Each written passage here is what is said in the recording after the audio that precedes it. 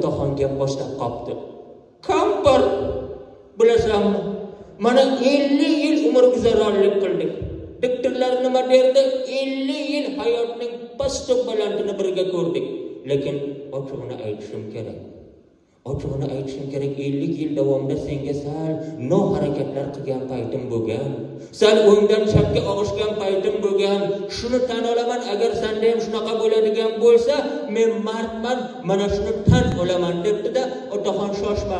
Men har nojo'ya qadam tashlaganimda bittadan toshni olib, bitta xaltacha bor edi. Xaltachaga tashlab qo'yardim. Deb shunday ketibdilarda bitta xaltachani olib kelib, xontaxtaning ustiga shunday to'kib yuborsalar, 4 ta tosh chiqibdi-da. Ayamiz qarab turib, voy bevafo, voy xiyonatkor, 4 marta xiyonat qilganmisiz? 4 marta ya.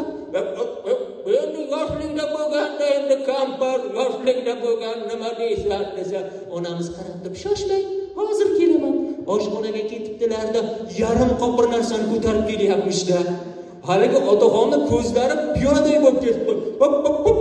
Nima bu desa, mosh. Nishtabi kampir desa, ay kim sanabdi deysiz, chol. Haliyam bu bir qop edi. O'zingiz moshli ovqatni yaxshi ko'rasiz, yarmini o'zingizga mosh o'rda qilib ichirib yuborganman.